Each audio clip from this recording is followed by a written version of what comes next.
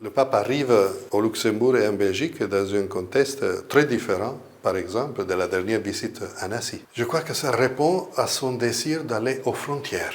C'est un peu paradoxal peut-être de parler de la Belgique comme une frontière, mais du point de vue de la société et de l'Église, c'est un pays où se développe une multiculturalité. C'est un pays qui est à la capitale de l'Europe, un pays qui a une longue tradition d'accueil de réfugiés.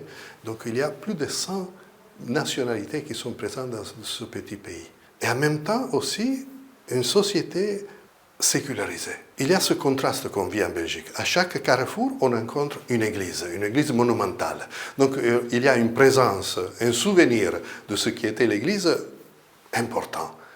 Mais de l'autre côté, dans la société, c'est 1 à 2% des personnes qui fréquentent la messe dominicale. Alors le pape vient apporter à l'Église belge et à la société belge le témoignage de ce que vraiment l'Église doit être. Pour le passé, l'Église ici s'est portée d'une façon qui n'est pas évangélique, dans le sens d'imposer sa présence, mais aussi d'une façon criminelle, les abus.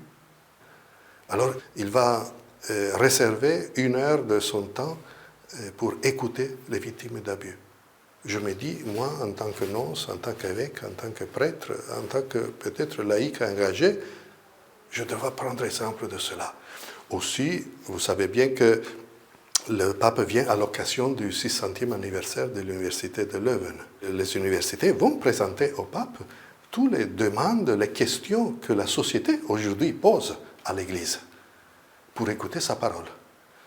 Eh bien, moi aussi, j'ai envie de voir comment le pape, qui est tellement sensible, comment il fait pour, sans juger, accueillir les personnes et en même temps témoigner de sa foi.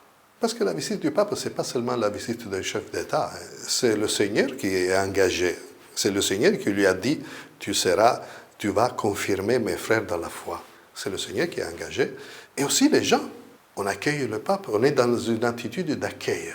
Je pense et je crois que le Seigneur, pas le pape, le Seigneur va profiter de cette attitude d'accueil pour toucher nos cœurs. Et après, ce qui va se passer, on le saura, mais on ne peut pas le savoir à l'avance parce que le Seigneur aime lui aussi les surprises.